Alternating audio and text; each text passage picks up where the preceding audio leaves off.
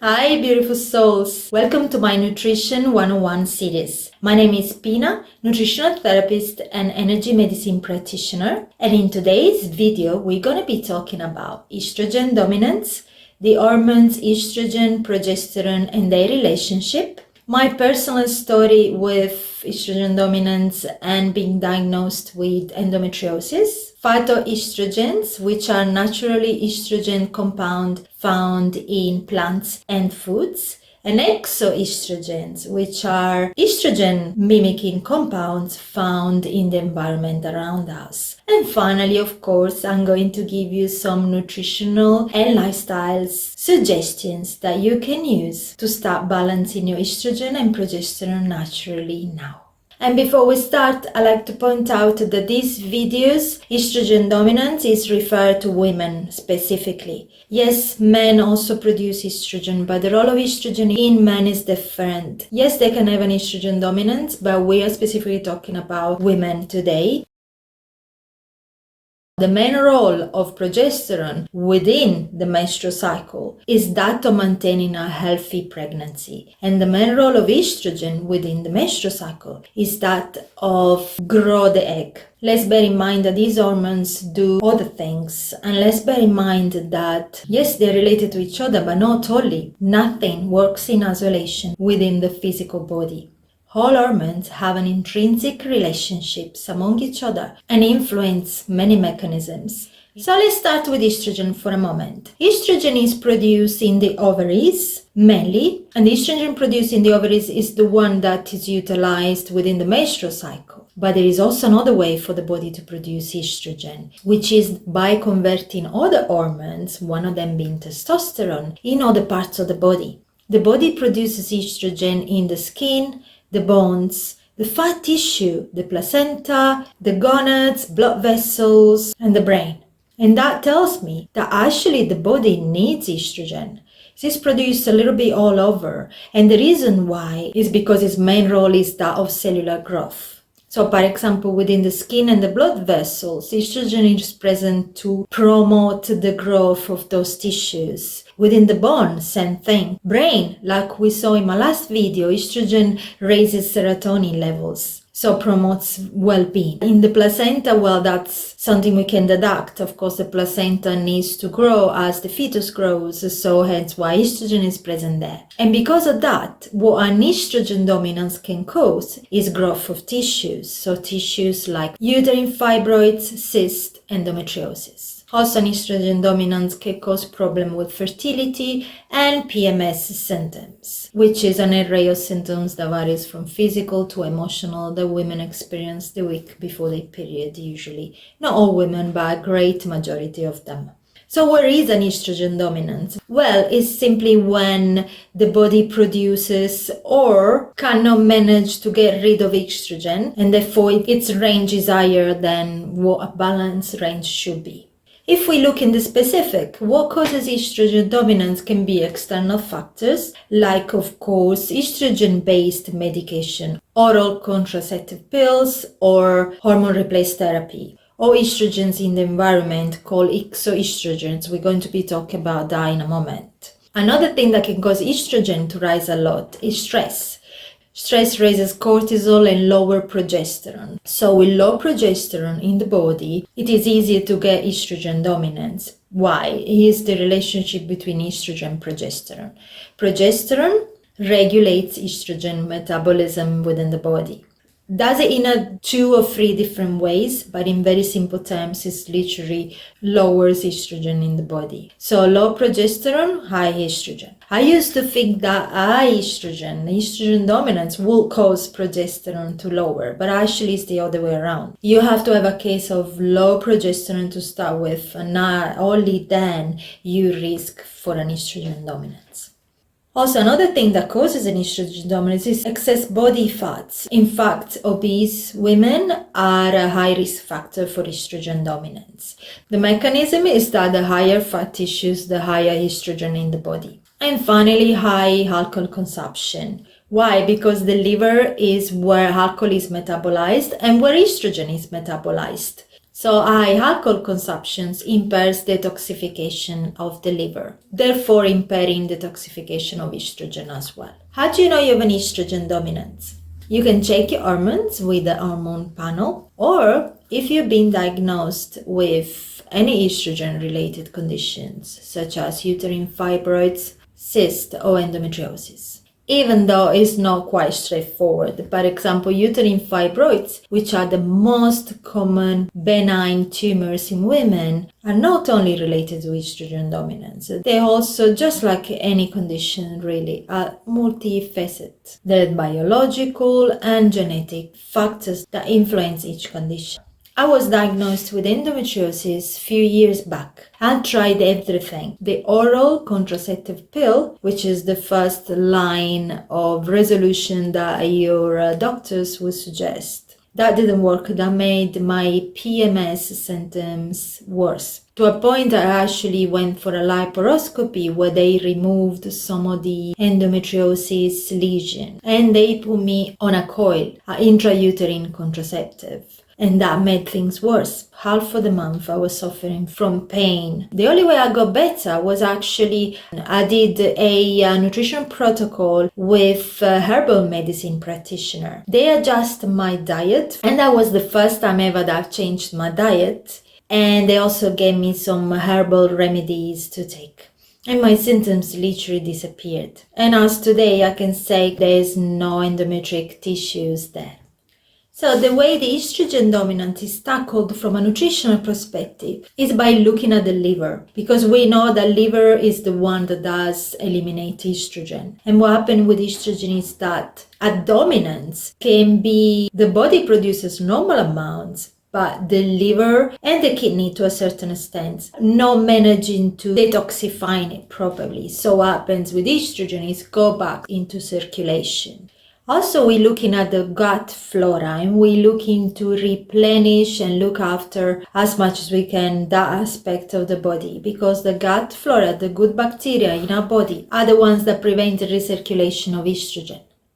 The reason why the pill and the coil made my symptoms worse is because they are not made of natural progesterone, they're made of synthetic progesterone. And synthetic progesterone is to be proven over and over again that actually causes ovarian cyst and breast cancer. So in a way, synthetic progesterone enhances the growth function of estrogen. And of course, you can see the scientific research on it underneath in this video. So let's talk about phytoestrogens. Phytoestrogens are natural estrogenic compounds found in some foods and herbs.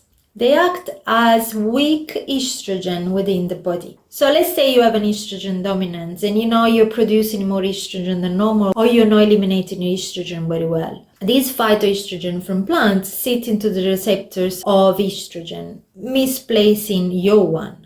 Your one doesn't have any more where to go, so it should get eliminated. And because they exert a quite weak estrogenic activity, they've been proven to help with rebalancing the hormone and help with the symptoms. But some are stronger than others, so let's look into them. Natural phytoestrogens are found in legumes and soya products, and flax seeds, and in herbs such as Agnus cactus, black cohosh, red clover, sage. These plants are actually used for women that want to naturally fight some of the menopausal symptoms, because they sit in the receptor and they exert a weaker estrogen actions in the body that in menopause sort of start lacking. But what about someone who has already an estrogen dominance? Well, I personally chose not to ingest any phytoestrogen because in my thinking is I will already have an estrogen dominance. Why will I put more estrogens in my body? But if you choose to do so because they have a weaker action and they do misplace yours, then pay a very close attention to eliminations pathways. How well your liver and your kidney are actually eliminating estrogen, therefore how well are they detoxifying, and your bowel movement.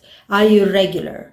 Because again, estrogen gets circulating around the body. And if you're not regular, and when I say regular, I mean twice a day and maybe 3 times a day. That's regular, not once a day, any other day. So if you're eating a lot of fibers and you're drinking a lot of water and your bowel movements are regular, then yes, you can try the approach with phytoestrogen. There is another family of foods that contain phytoestrogen, which is soya and soya products. Now, phytoestrogens in soya are stronger than the other ones. And this is something interesting right here. Any study that's been done around women in Asia that they eat soya from generations, so any study done with them proves that soya is equal a low incidence of breast cancers. But these are women who, one, they used to this product, and two, they eat in soya that they cultivate. And the soya is usually fermented or comes in their natural form. So they did a research on rats with the same thing, and the rats, the result was the opposite. They developed breast cancer. So what that tells me is that the rats are not used to eat this product, and you insert them into their diet out of a sudden. So the body reacts in a different way than someone who's used to from generations.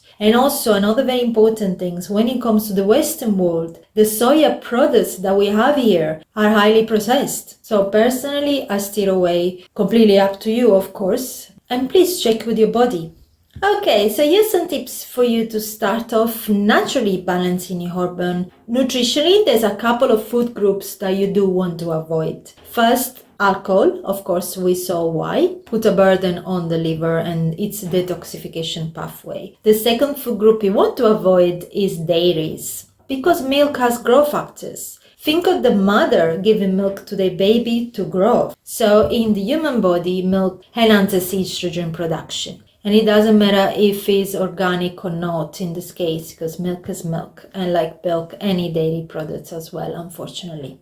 Coffee. So that's something that actually have brought about some conflicting results in the scientific trials. Some say that coffee stimulates estrogen production, and some say that actually makes no difference at all. So where do we stand with coffee?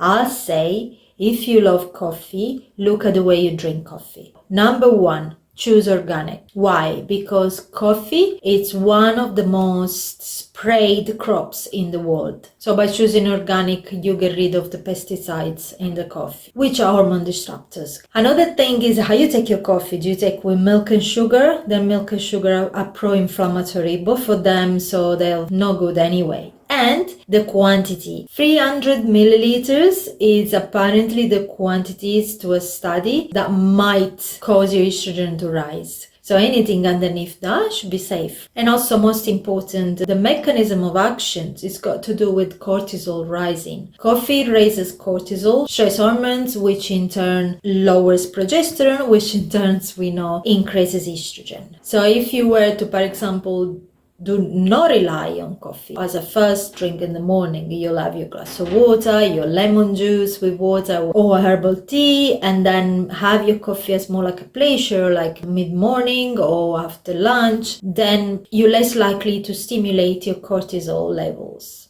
And what do we say yes to in terms of a healthy diet for regulating your estrogen? Well, yes to fibers, first of all, because we saw that fibers help with bowel movement, and that's very, very important to help eliminating excess estrogen from the body. Protein intake, because protein are what our hormones are made of. Fermented foods, because of the good bacteria. So sauerkraut, kefir, miso, fermented vegetables. Loads of water to help the kidney again to do its job of eliminating the estrogen, and more specifically brassica family vegetables. They have a compound in them that helps the liver to do a specific function within its detoxification process. And turmeric, buy organic, of course, and start getting in the habit of adding it to your food. Turmeric is anti-inflammatory and it's been proven to be an anti-tumor compound. From a lifestyle perspective, if you're overweight, look a way to reduce your weight, because fat tissues are a place where estrogen like to thrive, and also inflammation thrives. So by reducing weight, you balance your insulin levels, which in return will balance your cortisol, which will balance your sex hormones. You see how everything is correlated within the body.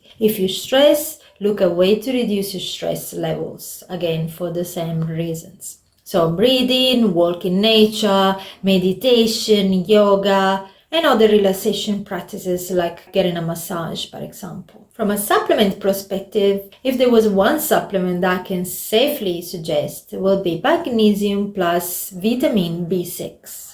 Magnesium will help with regulating your bowel movement, your stress levels, and the B6 will help the liver to detoxify. Lifestyle suggestions is to first and foremost eliminate those exoestrogens from your environment. What are those? Those are found in plastic, BPA plastic or PCB. They're also found in parabens, pesticides, insecticides.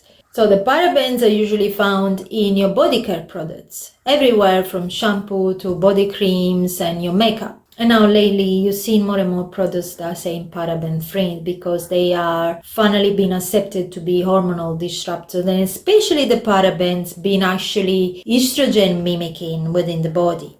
For the plastic, start to eliminate all the plastic you are in straight contact to. For example, the water you're drinking, if it's from plastic bottle, I suggest to switch to glass bottles or buy a good filter. And plastic containers where you keep your food, switch to glass again. And cling film, wrapping cling film, get rid of that and use paper wrapping instead. And then hormones. Hormones in conventional meat products, chicken, meat, eggs. Hormones are given to the animals to grow, so they will stimulate estrogen within the body. Switch to organic. Okay, that's all for this video. I hope you enjoyed and it was informative for you. And please get in touch if you have an experience with estrogen dominance, if you want more clarification, and if you wish to share what protocol you used to help your hormones to balance naturally.